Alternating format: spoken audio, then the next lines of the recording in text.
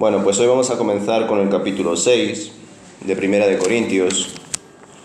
Ya llevábamos varios domingos estudiando capítulos enteros, pero ya con el capítulo 6 hay que verlo más por partes, ya que trata asuntos un poco diferentes uno de otros. Así que el día de hoy vamos a hablar sobre la idea de juzgar, el desorden de los juicios entre creyentes. Primera de Corintios, capítulo 6, versículos del 1 al 8.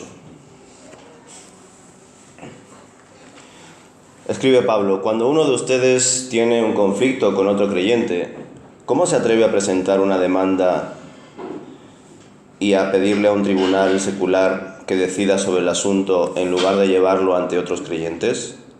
¿No se dan cuenta de que algún día nosotros los creyentes juzgaremos al mundo? Y dado que ustedes van a juzgar al mundo, ¿no son capaces de resolver esas pequeñas cuestiones entre ustedes?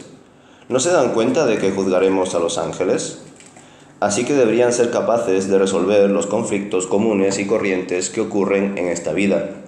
Si tienen conflictos legales acerca de tales asuntos, ¿por qué acuden a jueces que son de afuera y no son respetados por la Iglesia?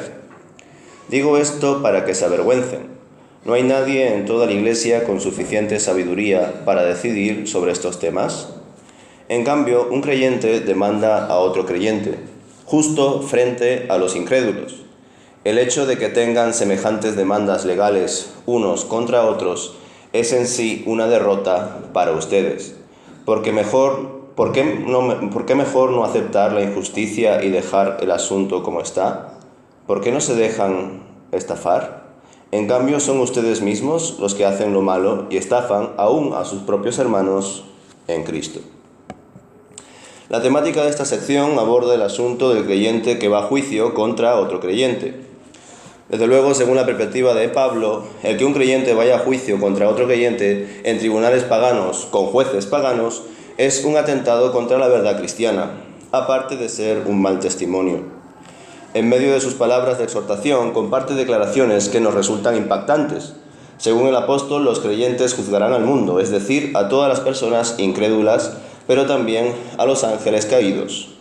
Algunos comentaristas asocian estas ideas con 2 de Pedro, capítulo 2, versículo 4, y Judas, versículo 6, que hablan básicamente del día final. Parece ser que debido a la unión que existe entre el creyente y el Señor, el cual es abogado y juez, se genera una posición de dignidad judicial para el creyente. Y es por ello por lo que Pablo les pregunta si no hay creyentes con la sabiduría necesaria para actuar como jueces en casos que conciernen a un hermano contra otro, tal y como lo vemos en los versículos 4 y 5. En efecto, el apóstol seguía en la línea de acusar a los corintios por ser todavía cristianos carnales, pues es debido a la carnalidad de la iglesia de Corinto que sus miembros deciden acudir a los tribunales para acusarse entre sí, y también son capaces de obrar con injusticia entre ellos. En definitiva, comprobamos que para Pablo los litigios o desacuerdos existentes entre cristianos no se deben abordar en cortes seculares, pues en efecto los creyentes tienen el Espíritu Santo en sus vidas y además también, como lo ha desarrollado antes en 1 Corintios, los cristianos poseen la mente de Cristo o están en ese proceso de ser llenos del Espíritu Santo y tener la mente de Cristo. Entendiendo todo esto, entonces, queda claro que no sería del todo comprensible acudir a personas y juzgados que no poseen la sabiduría de Dios. ¿Qué pensáis al respecto? ¿Pablo tiene quizá en alta estima todo el conocimiento que debe tener un creyente? ¿Hay mucha ignorancia hoy en día en las iglesias? Debemos recordar además que Pablo se está dirigiendo a una comunidad bastante inmadura, lo cual amplía el contraste. ¿Qué pensáis, hermanos, al respecto? Antes de entrar en la idea de si juzgaremos o no al mundo y a los creyentes, ¿qué pensáis al respecto acerca de esta idea que plantea Pablo, y ojo, recordemos el contexto, a cristianos inmaduros, de que ellos deberían de tener el suficiente conocimiento como para acordar sus diferencias entre ellos y no acudir a juzgados paganos con jueces paganos? ¿Qué pensáis al respecto? Pues que estoy de acuerdo con Pablo. ¿Vale? ¿Creéis que Pablo tenía en mucha alta estima las labores que debía realizar la Iglesia? Porque hasta cierto punto lo que está apuntando aquí el apóstol Pablo es que los creyentes deben tener conocimiento de leyes. ¿Qué pensáis? La ley se vence con el amor. Se supone que la Iglesia hay amor. Esto debería el código que han hecho los hombres. Una pregunta muy legítima es plantearnos, como digo, antes de analizar si juzgaremos al mundo y a los ángeles en el futuro, es a qué se refería exactamente Pablo con que no era necesario acudir a juzgados paganos con jueces paganos, sino que debían solucionar sus problemas pues personales, de familia, de comunidad, entre ellos como creyentes, porque tienen el Espíritu y tienen la mente de Cristo. Claro, al ver todo esto, o bien, como digo, Pablo tenía en alta estima a la Iglesia, o bien la Iglesia debía ser así. La Iglesia debía ser conocedora de la sabiduría de Dios y, por otro lado, como bien ha apuntado Anita, hacer las cosas en amor, porque el conocimiento sin amor a menudo lleva a la soberbia, ¿verdad? A la arrogancia, al creernos mejores que el resto, más intelectuales, mejor posicionados, etc. Y eso no puede caber en una iglesia. Ahora bien, yo creo que esto resulta algo complicado de aplicar hoy en día, hermanos. Ya sabéis que muchas veces nos movemos entre dualismos, ¿verdad? Hay iglesias que en determinados momentos de la historia tienden más a énfasis, más, vamos a decir, conservadores, de apego por la palabra, por la tilde y la coma, por plantear normas estrictas en medio de la comunidad, pero luego en otros momentos pasan más bien por enfatizar en asuntos más relacionados con el carisma, con hacer cultos más efusivos, en enfatizar el don de gentes, el trato personal, el tú a tú, etcétera, etcétera. Y en verdad ni uno ni otro. Debemos combinar todas esas sensibilidades y ser integrales a la hora de compartir nuestra fe y vivirla en general, ¿verdad?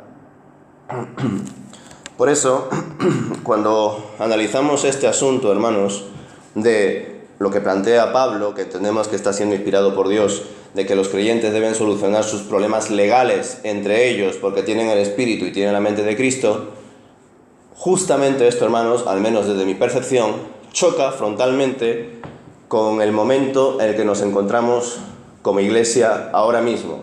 Y no me refiero como iglesia local de Hortaleza, sino la visión que yo percibo cuando veo infinidad de noticias de iglesias evangélicas en España y en otros lugares del mundo. Es decir, ahora mismo estamos en una situación que sería muy, pero que muy complicado, imposible directamente, aplicar esta enseñanza ahora. ¿Por qué?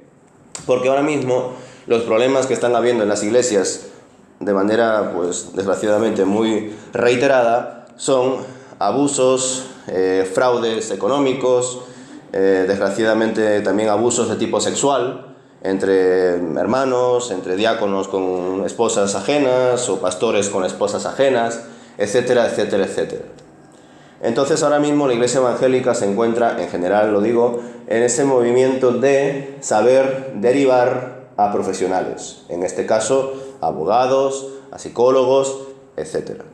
Cosa que a mí personalmente me parece bien, pero no puedo ignorar lo que aquí el apóstol Pablo nos enseña. ¿Cómo podemos pretender que abogados, jueces, psicólogos, policías, no creyentes puedan juzgar asuntos que tienen relación con nuestra fe?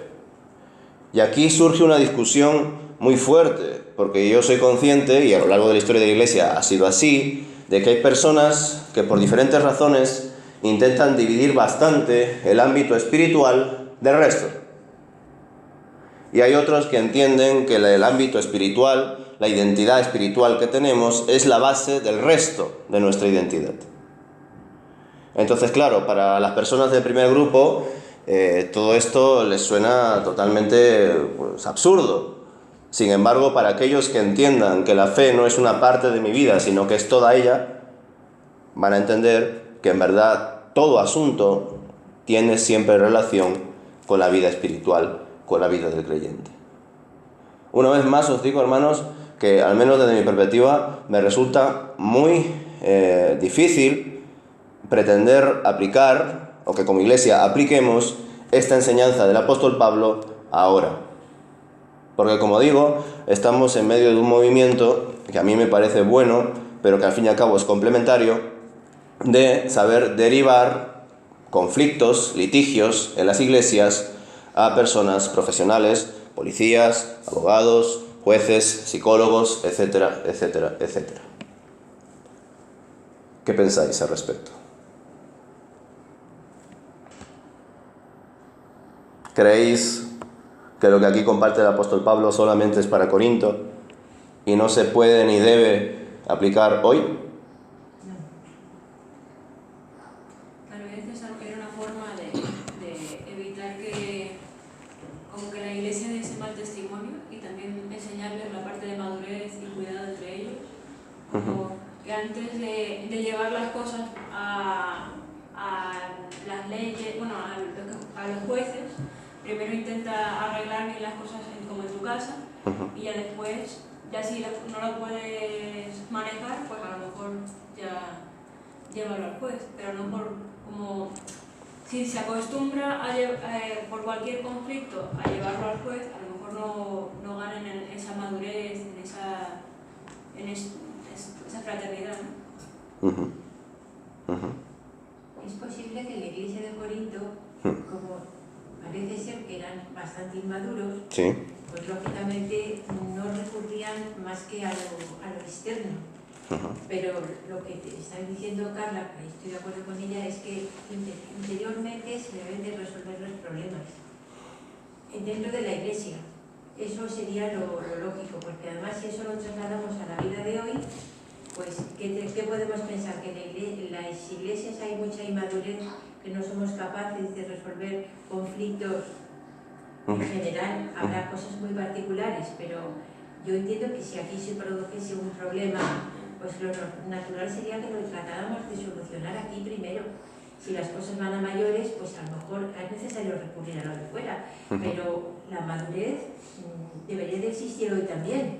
Por supuesto. Porque es que da la sensación de que ya ahora no hay iglesias con madurez para poder solucionar las cosas, y es verdad que los profesionales están para algo, pero entiendo que las cosas de casa se tienen que resolver en casa. A mí lo que me sorprende, al menos es mi deducción, que el apóstol Pablo está enseñando algo que hoy en día las iglesias aparentemente maduras no lo hacen, pero Pablo se lo está enseñando a una iglesia totalmente carnal e inmadura, que además ya les ha dicho antes: a vosotros varias cosas no os he enseñado porque todavía estáis bebiendo leche. Entonces aquí el apóstol Pablo, por mi deducción, me hace entender que esto que está compartiendo aquí en el capítulo 6 de 1 de Corintios, que muchas iglesias hoy, por no decir prácticamente todas, independientemente de que tengan muchísimos años desde su fundación, no practican, y sin embargo Pablo lo considera leche. Pablo está aquí afirmando que el creyente no solamente debe tener conocimientos bíblicos, teológicos, de Dios, sino que también debe tener conocimientos éticos, conocimientos sociales, conocimientos de orden o de carácter jurídico, legislativo.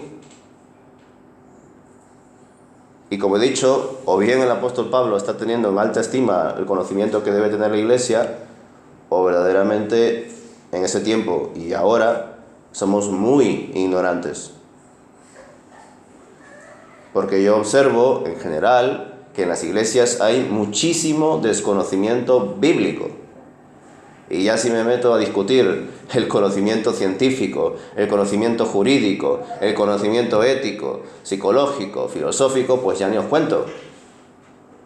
Porque, como he dicho antes, debido a esa idea de querer separar las cosas, muchas iglesias consideran que una cosa es el ámbito espiritual, la fe, y otra muy distinta es el resto. Algo distinto, totalmente distinto es el resto, ¿no? La ley, los aspectos psicológicos, sociales, etc. Sin embargo, lo que nos enseñan las Escrituras es que nuestra fe tiene relación con absolutamente todos los ámbitos de nuestra vida. No debemos de separar nuestra dimensión espiritual del resto. Todo lo contrario, nuestra dimensión espiritual debe afectar y estar interrelacionada con el resto de dimensiones. Pero claro, ¿cómo exigir o cómo decir a la Iglesia que debe solucionar sus problemas entre ellos si ellos mismos no tienen ni siquiera las bases, en algunos casos, bíblicas? ¿Cómo pedirle a gente que no conoce ni siquiera la Biblia que conozcan también principios relacionados con la sociología, la filosofía, la psicología, etcétera, etcétera, etcétera? ¿Cómo pedirles eso? Pues yo creo que la clave está, hermanos, en que Pablo no nos está diciendo a ellos implícitamente, estudiad. Tampoco le está diciendo, no estudiéis.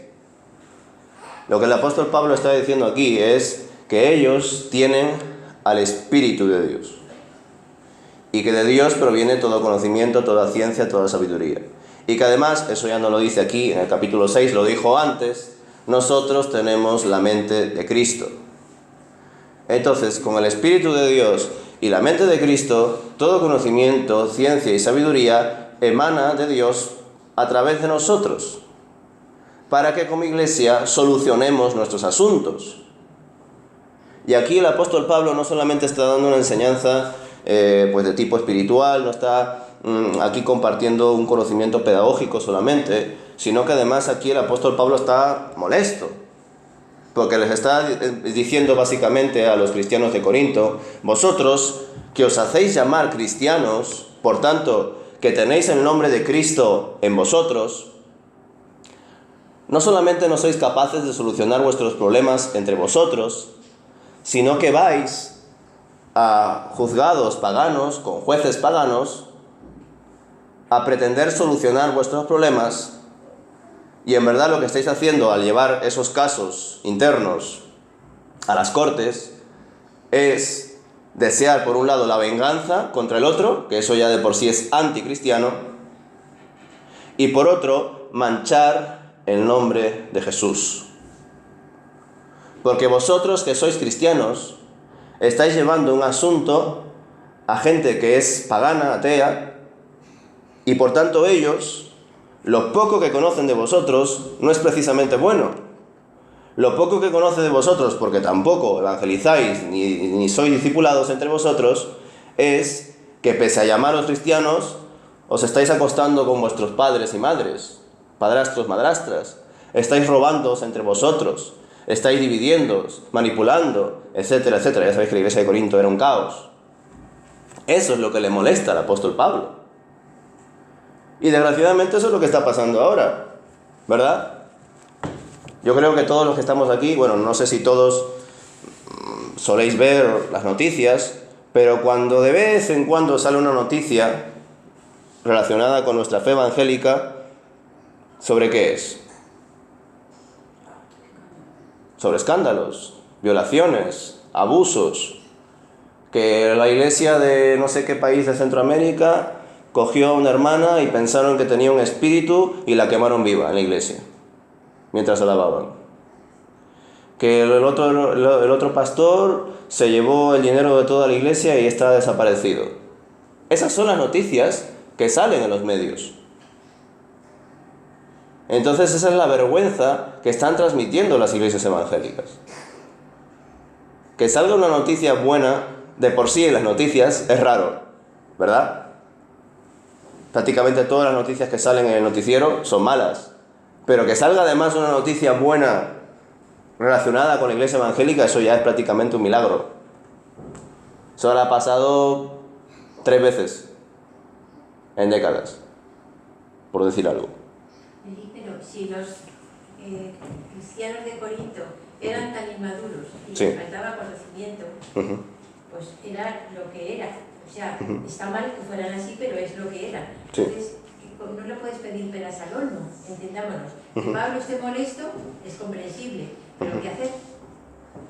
Porque claro, está muy claro que les faltaba conocimiento y cualquier situación tenía que haberse tratado de manera espiritual y haberla arreglado, pero no sabían hacerlo porque les faltaba el espíritu de manera adecuada, porque hacían lo que querían. Entonces, que Pablo esté molesto, pues lo entiendo, pero ¿cómo hacer?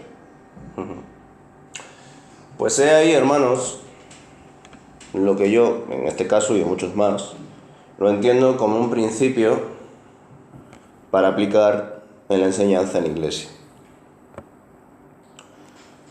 Muchos predicadores y pastores se mueven en las congregaciones por las necesidades que tienen las iglesias, concretas. Muchos de ellos, además, se suben al movimiento de turno que está en la iglesia evangélica, o a los temas de turno que está en la iglesia evangélica.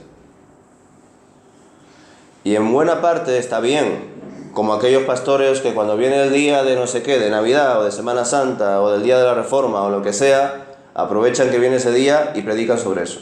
Todos los años hacen lo mismo. Yo no estoy diciendo que esto esté mal, pero cuando el predicador, pastor, se mueve esencialmente por eso, por ¿hoy qué día es? Pues voy a hablar de esto. ¿O qué le está pasando ahora mismo a la iglesia? Que eso además es una pregunta trampa, porque ningún pastor va a saber qué es lo que le está pasando a la iglesia en su totalidad, que ese es el otro problema. El pastor que predica según lo que él cree que hay en la iglesia, realiza una predicación sesgada porque tiene un conocimiento limitado y sesgado. ¿Por qué? Porque desgraciadamente el pastor nunca va a poder hablar con toda la iglesia. ¿Por qué? Pues porque hay personas que están más ocupadas, hay personas que son más independientes, hay personas que son más dependientes.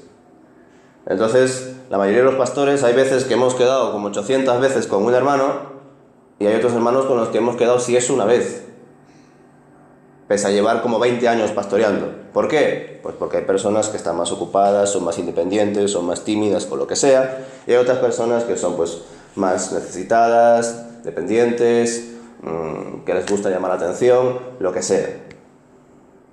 Entonces, cuando tú predicas a la iglesia atendiendo solamente a esos asuntos, lo que estás compartiendo es un mensaje que no es para todos. Pero cuando tú predicas toda la palabra de Dios, todo el consejo de Dios, ahí estás disparando a todos los corazones, hermanos. Y es por eso que yo lo veo así. Yo sé que hay otros pastores que no lo ven o no lo han pensado.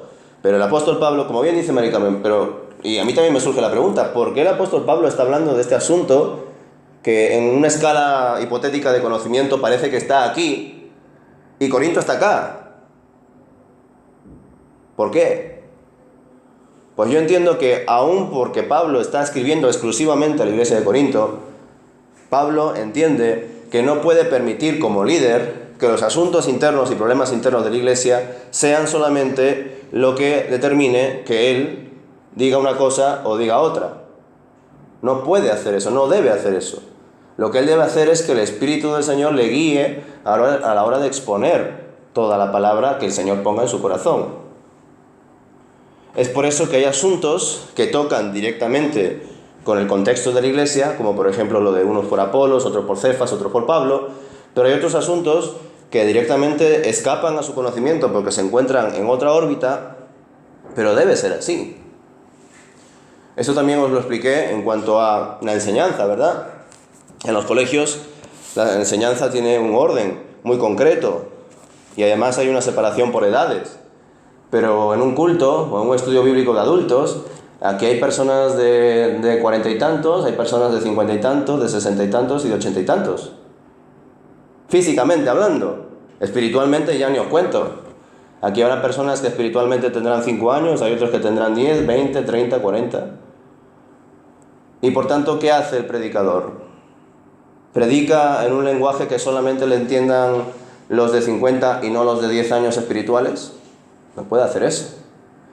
Predica un lenguaje en el cual les entiendan los de 10, los que tengan 40 años espiritualmente hablando, van a desconectar. porque van a pensar, estos asuntos están muy bien que se expongan, pero es que yo ya los tengo asimilados. Como si vamos a la universidad y vamos a la facultad de ciencias y le enseñamos a los alumnos a sumar y te dirán, pero ¿qué es esto?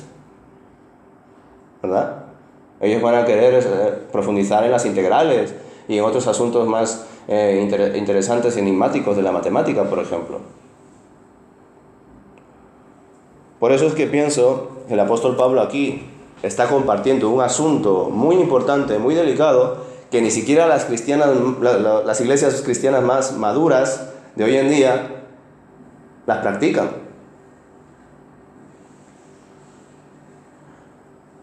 Pero también está otro asunto, hermanos, que no me lo habéis comentado, y yo creo que también es positivo.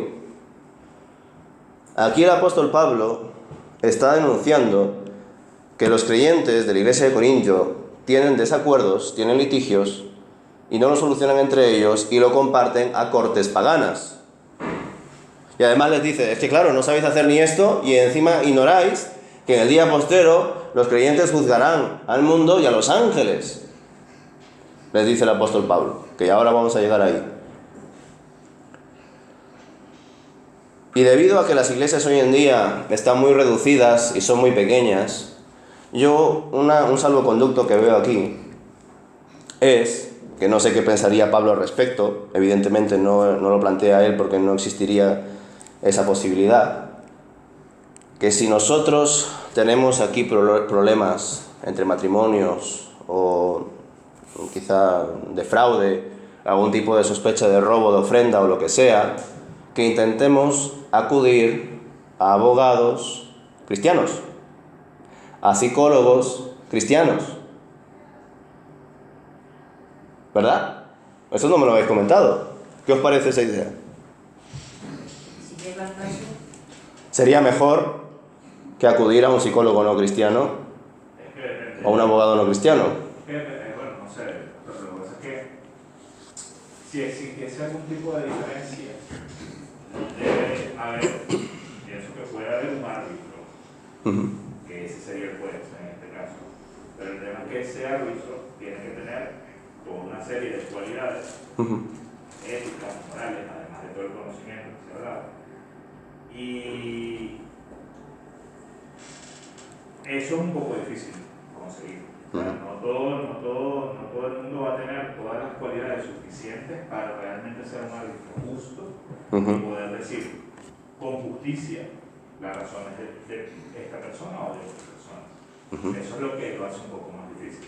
Y ese árbitro, bien sea cristiano o bien no lo sea, es muy difícil que pueda tener todas esas cualidades que debe tener un árbitro justo, fundamentalmente. Aparte de que esta posible solución que os comparto tampoco es la panacea, tampoco es aquí, pues ya está, con esto se soluciona todo y punto. ¿Sabéis por qué? Porque desgraciadamente hoy en día decir que eres un psicólogo cristiano, un abogado cristiano o lo que sea, no es necesariamente una solución en algunos casos. ¿Por qué? Porque hoy en día, desgraciadamente, debido a las divisiones y tantas denominaciones que existen, ya da la impresión de que no tiene casi nada que ver esta denominación evangélica que está aquí con esta otra denominación evangélica que está aquí. Y por tanto no va a ser lo mismo en algunos casos y en algunas situaciones concretas que te trate o te ayude o te asesore un abogado o un psicólogo cristiano, evangélico, neopentecostal, a que te asesore o lo que sea un abogado o psicólogo cristiano de asamblea de hermanos o bautista o qué sé yo. Porque quizá, y estoy hablando de forma hipotética, el psicólogo neopentecostal te dirá que lo que tienes o lo que está pasando en tu iglesia son espíritus demoníacos. Y puede ser verdad, que no lo niego, pero es su sensibilidad, es su énfasis. Y quizá el que es de asamblea de hermanos o bautista te dirá otra cosa totalmente distinta. Y todo esto, hermanos, al final, ¿cuál es la deducción de todos estos asuntos? Que no podemos confiar meramente en un cargo, en una formación de una persona o de un grupo de personas para solucionar las cosas. Porque ahí lo que estamos haciendo es básicamente enfatizar no en el conocimiento, en mayúsculas, sino en el conocimiento de una persona que no sabemos si está siendo guiada o no por el Señor. La solución a nuestros problemas no es que exista aquí un consejo hipersabio con muchísimo conocimiento, que todos los diáconos y pastores que están en ese consejo tenían formación teológica y psicológica y todo ahí metido. Esa no es la solución, hermanos. Desgraciadamente hay iglesias que piensan que sí, pero esa no es la solución.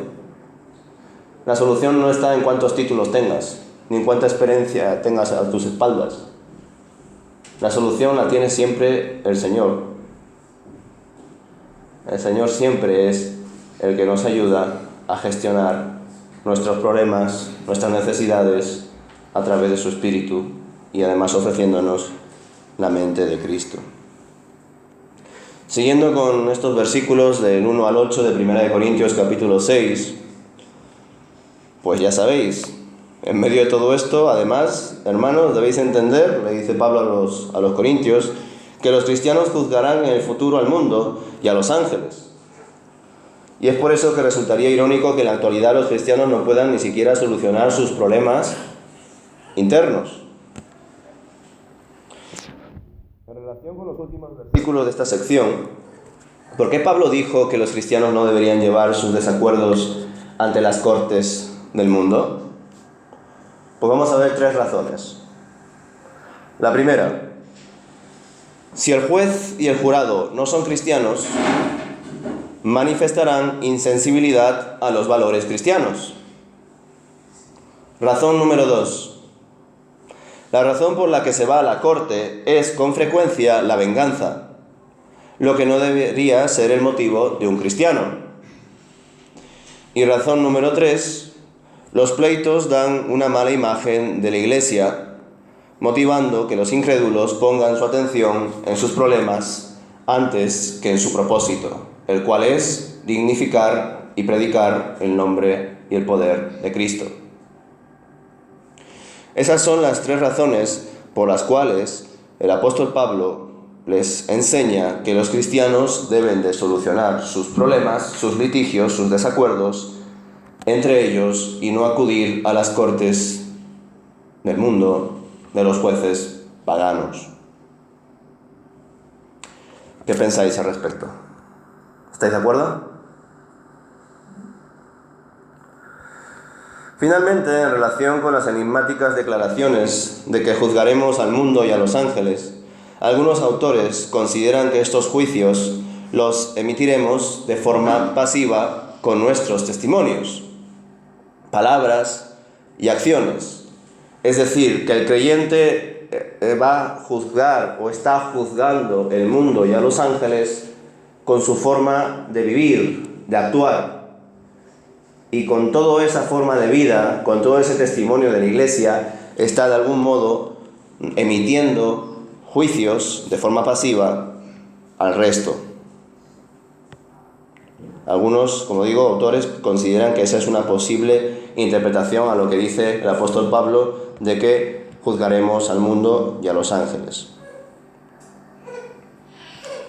Otros consideran que debido a que Pablo está hablando del futuro, quizá esté haciendo referencia a lo que aparece en Apocalipsis capítulo 20, versículos del 1 al 6. Vamos a leerlo. Dice el autor: luego vi a un ángel que bajaba del cielo, con la llave del abismo sin fondo, y una pesada cadena en la mano. Sujetó con fuerza al dragón, la serpiente antigua, quien es el diablo, Satanás, y lo encadenó por 1000 años. El ángel lo lanzó al abismo sin fondo y lo encerró con llave para que Satanás no pudiera engañar más a las naciones hasta que se cumplieran los 1000 años. Pasado ese tiempo, debe ser soltado por un poco de tiempo. Después vi tronos, ojo a esto, después vi tronos, y los que estaban sentados en ellos habían recibido autoridad para juzgar. Vi las almas de aquellos que habían sido decapitados por dar testimonio acerca de Jesús y proclamar la palabra de Dios. Ellos no habían adorado a la bestia ni a su estatua, ni habían aceptado su marca en la frente o en las manos. Volvieron a la vida y reinaron con Cristo durante 1000 años. Esta es la primera resurrección. El resto de los muertos no volvieron a la vida hasta que se cumplieron los 1000 años. Benditos y santos son aquellos que forman parte de la primera resurrección, porque la segunda muerte no tiene ningún poder sobre ellos, sino que serán sacerdotes de Dios y de Cristo y reinarán con Él durante 1000 años. Pues lo dicho, hermanos, hay comentaristas que creen que aquí lo que el apóstol Pablo está haciendo referencia es a aquellos que dice aquí Apocalipsis capítulo 20, que serán puestos en tronos y que juzgarán en ese periodo del reinado de Jesús. Dicho todo esto, hermanos, yo creo que las conclusiones principales de esta sección es que los creyentes deben madurar y adquirir el conocimiento de Dios constantemente, y que con esa sabiduría deben solucionar sus problemas internos y ser de testimonio a los incrédulos en todo.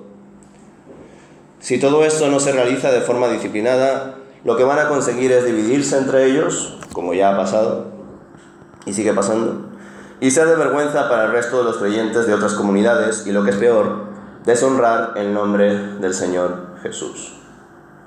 Pues si se llaman cristianos y actúan así, la gente del mundo desacreditará el poder y la justicia de Dios en Cristo Jesús.